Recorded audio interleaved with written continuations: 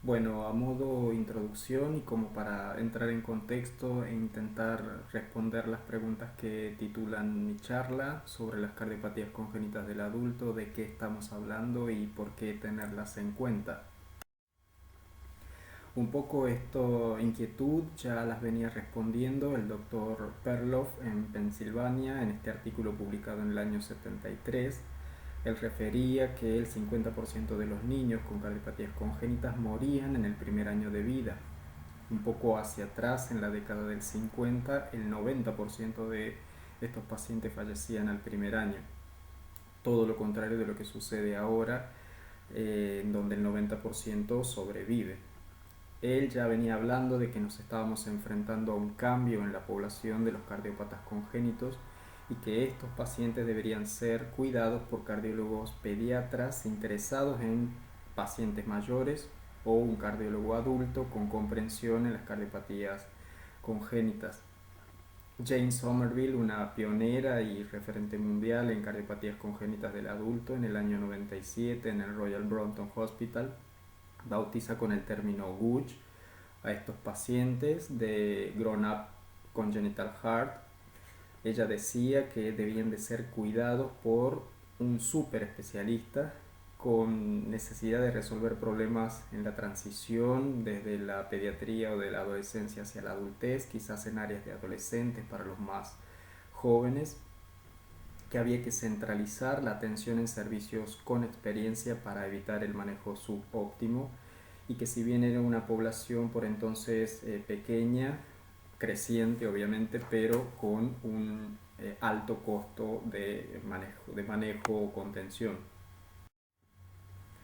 No podemos hablar de sobrevida aumentada o creciente en estos pacientes sin mencionar los avances en los procedimientos quirúrgicos que van desde el año 1938 con la primera ligadura de ductus en Boston por el doctor Robert Gross hasta el primer trasplante cardíaco en niños en 1985 por el doctor Fricker. A la par o en manera conjunta los avances también en los cuidados críticos de los posoperatorios y los diagnósticos o las técnicas de diagnósticos no invasivas. Es importante referir que la cirugía en la edad pediátrica no es sinónimo de cura. En el año 2010, el doctor Héctor Maitsuf, en una carta publicada en la revista de la Sociedad Argentina de Cardiología, por entonces él presidiendo la sociedad, refiere de que el problema a resolver es complejo. En primer lugar, porque las malformaciones congénitas del corazón constituyen una extensa y variada cantidad de lesiones, cada una de ellas abarca una gama de subtipos, en muchas ocasiones se asocian dos o más anomalías y la clasificación por severidad es compleja. En segundo término, los cardiólogos de adultos con el tiempo pierden la familiaridad con la fisiopatología de las cardiopatías congénitas que se aprenden en la universidad y en la residencia y les cuesta manejar las descompensaciones. Y en tercer término, conocer las diferentes técnicas quirúrgicas aplicadas en diferentes épocas del desarrollo de la medicina en este campo demanda una información adicional no siempre disponible. Con estos desafíos en mente, en el año 1991 en América se fundó la Canadian Adult Congenital Heart Network con el propósito explícito de atender a estos enfermos. En 1993 en Europa se fundó The Jane Somerville Foundation con el mismo objetivo, la cual luego evolucionó hacia la Grown Up Congenital Heart Disease de la European Society of Cardiology. En 1994 se crearon la Adult Congenital Heart Association y la International Society for Adult Congenital Heart Disease. Es importante resaltar que en estos años, en estos países, se estableció a las cardiopatías congénitas del adulto como una subespecialidad. Fue en diciembre del 2012 que en Estados Unidos la Junta Médica de Especialidades reconoció a las cardiopatías congénitas del adulto como subespecialidad y las demás sociedades recibieron con agrado esta noticia. Pero En este tema ya se venía trabajando desde mucho tiempo atrás y fue en el año 2000 que en Bethesda se reunieron los expertos para analizar la información que hasta el momento se tenía y marcar un poco los lineamientos para el manejo de estos pacientes. Y dentro de los datos que obviamente se analizaron fue la sobrevida, que en los distintos grupos de complejidad fue aumentando. Lo de compleja aumentó desde el año 59 con un 20% a un 85% en el año 2000. La de moderada complejidad desde el año 59 pasó de un 60% a un 90% de sobrevida en el año 2000. Y las de complejidad simple siempre tuvieron una sobrevida bastante aceptable.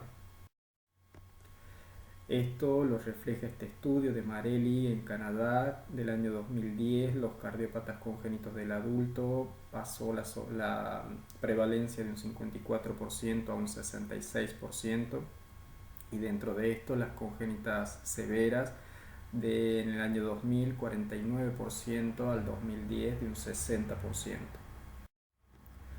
Lo mismo sucedió en Estados Unidos con Gilboa, que expresaba que para el 2010 habría unos 2.4 millones de personas con cardiopatías congénitas del adulto, siendo 1.4 millones adultos y 1 millón de niños, de los cuales 300.000 serían portadores de cardiopatías congénitas severas. Europa refleja la misma tendencia que Estados Unidos y Canadá. En este estudio de Alemania, lo importante a destacar en este gráfico es cómo la población pediátrica con cardiopatías congénitas en la franja amarilla inferior se mantuvo estable a lo largo del tiempo, mientras que la población Buch en las franjas superiores aumenta considerablemente y siendo desde el 2008 superior a la infantil. En el año 2000 la población mayor a 60 años tenía una prevalencia de 0,5%. Para el 2012 aumentó unas 10 veces a 5,1%, y si extrapolamos al 2030 sería de un 11%. Europa se estima tener una población de 2.3 millones de adultos con cardiopatías congénitas, que supera significativamente a la población pediátrica con cardiopatías congénitas de 1.9 millones. Todo este aumento de población adulta con cardiopatías congénitas por encima de la pediátrica se traduce en un mayor número de internaciones o de hospitalizaciones, y vemos cómo, en comparación con la población general, en este gráfico de Holanda, por grupo de edades, los pacientes Buch se internan mucho más que los pacientes de la población general. En este otro gráfico, con las barras más oscuras, siendo comparados los adultos con los pacientes pediátricos con cardiopatías congénitas en Estados Unidos, el número anual de las hospitalizaciones aumenta más rápidamente y consistente desde el año 98 hasta el año 2010. Entonces nos estamos enfrentando a una población con mayor crecimiento dentro de la cardiología, con cardiopatías cada vez más complejas, altamente demandante de controles cardiológicos frecuentes y de procedimientos invasivos para el tratamiento de sus lesiones residuales. Si intentamos contestar la pregunta de por qué tenerlas en cuenta, bueno, creo que todos, tarde o temprano, si no lo hicimos ya, nos enfrentaremos con este nuevo tipo de pacientes. En Argentina nacen 7.000 niños con cardiopatías congénitas por año, según datos del Ministerio de Salud, de los cuales el 70% son casos quirúrgicos y el 50% son de alta complejidad, con una población de más de 40 millones de personas según el último censo. Correlacionando los datos mencionados previamente, podría haber unas 120.000 personas portadoras de cardiopatías congénitas de adulto. Según el portal de la Mayo Clinic y su hincapié en el cuidado a largo plazo de los adultos con cardiopatías congénitas, expresan que tienen unos 40.000 nacimientos de niños con cardiopatías congénitas, representando el 1% de todos los nacimientos. El 85% llega a la adultez. Como decían anteriormente, tienen 1.4 millones de adultos aproximadamente con cardiopatías congénitas. Es importante porque el 50% de ellos abandonan los tratamientos a la edad de los 13 años. y lo que considero peor, el 80% no cuenta con un seguimiento. Los seguimientos a largo plazo por especialistas es importante o son importantes. Los pacientes pediátricos tienen tratamientos que en la adultez pueden ya no ser efectivos porque existen otros con mayor eficiencia. Los pacientes adultos que en la vida pediátrica no fueron tratados, quizás porque la severidad entonces no lo ameritaba o porque directamente no fueron diagnosticados y llegan a la adultez virgen de tratamiento, son estos pacientes los que debutan hoy en día con signos o síntomas de descompensación de su cardiopatía de base, como insuficiencia cardíaca, arritmias, pérdida del conocimiento, stroke, etc. ¿Por qué es importante que se sigan en centros especializados? Estos pacientes pueden tener múltiples complicaciones, insuficiencia cardíaca, endocarditis, arritmias, hipertensión pulmonar, que es el tema que nos trae acá hoy, insuficiencia y estenosis valvulares, embolias paradojales relacionadas con el embarazo, y el equipo que los debe de manejar es multidisciplinario y bastante complejo. Y si nos detenemos en la hipertensión pulmonar como complicación de los pacientes GUCH, sabemos y entendemos que es un factor que eleva considerablemente la morbimortalidad de nuestros pacientes y que lamentablemente cuando se presentan con hipertensión pulmonar grave establecida, las opciones de tratamiento generalmente se limitan a medidas paliativas o eventual trasplante. De ahí la importancia o el justificante de un taller dedicado a este tema. Sabemos que la prevalencia es entre el 5 y el 10% según el registro que tomemos. El registro holandés de cardiopatías congénitas CONCOR arroja una prevalencia de 4.2% y 6,1% con defectos septales. El síndrome de Eisenmenger como máximo exponente de severidad en un 1.1% de casi 6.000 registros. Los pacientes GUCH con hipertensión pulmonar en comparación con los hipertensos pulmonares sin cardiopatías congénitas son más sintomáticos, duplican la mortalidad y triplican los costos hospitalarios. En cuanto al diagnóstico, es a veces dificultoso y complejo, requiere una medición cuidadosa de múltiples parámetros hemodinámicos para tomar una conducta terapéutica y empeora su complejidad si no se lo tiene en cuenta como sospecha diagnóstica o pasible de complicar la evolución de nuestros pacientes.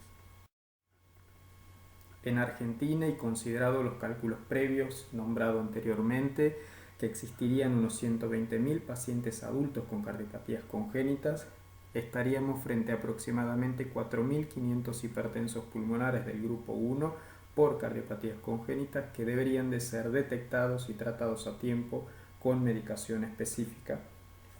La reciente mejor comprensión fisiopatológica y el advenimiento de terapias dirigidas a la enfermedad han renovado el interés en esta afección para beneficiar a un gran número de pacientes. Este es un artículo publicado por la doctora Carol Barnes, discípula de la doctora Jane Somerville, con un título que llama bastante a la reflexión: Born to be Bad.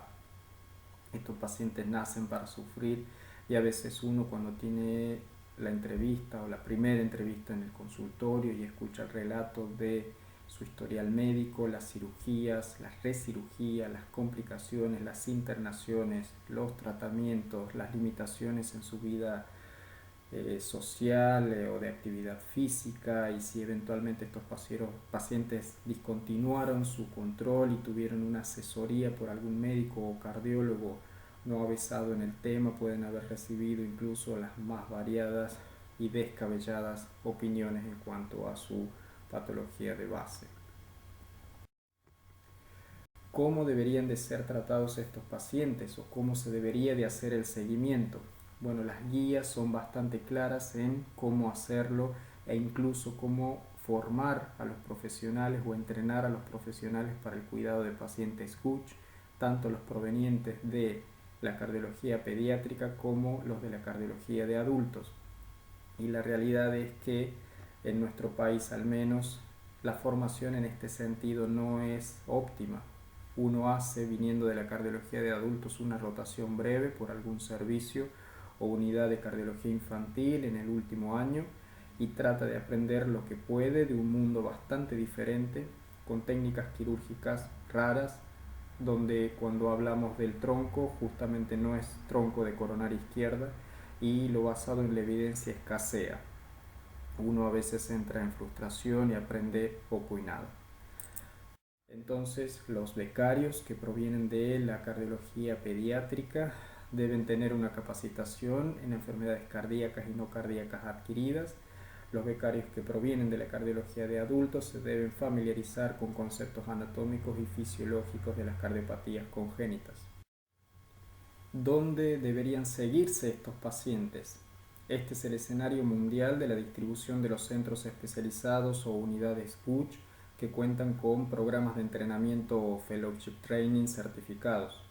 Vemos cómo los puntos donde se ubican geográficamente los concentra en Europa y América del Norte, Estados Unidos y Canadá.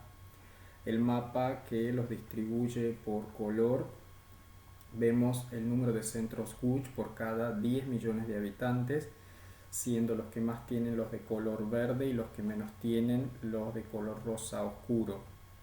Europa a la cabeza con 3.6 centros por cada 10 millones de habitantes, América del Norte con 1.7, Sudamérica con 0.4 y la que menos tiene es África con 0.1. Los pacientes deben ser seguidos en centros de referencia. ¿Por qué? Es importante, todos deben de ser seguidos, las guías así lo dicen y este gráfico muestra el beneficio de eso. Es ni más ni menos que la sobrevida. Los pacientes en la curva de arriba que se siguen en centros de referencia tienen más sobrevida que los que no en la curva de abajo, y la curva se va separando a medida que pasa el tiempo cada vez más. Ya lo decía la doctora Somerville, son pacientes costosos y este es un dato que no dejó de ser analizado en Estados Unidos y en Canadá. Vemos el periodo del 2002 al 2012 en Estados Unidos, el costo anual pasó de 543 millones a 1.5 billones de dólares, con un aumento del 178%. En Canadá, del 2004 al 2014, de 99,7 millones de dólares canadienses a 112,8 millones de dólares canadienses anual, aumentando un 21,6%. Entonces, a modo de conclusión y más quizás como desafío, habría que fomentar la formación de los especialistas en esta área. Creo que habría que reclutar a este alto porcentaje de pacientes que está fuera de seguimiento y que expresan las estadísticas que existen y que están por ahí sin que nadie los controle, y plantear esto como un problema de salud pública dado el número creciente en su población y el alto costo que representan para los sistemas. Muchas gracias.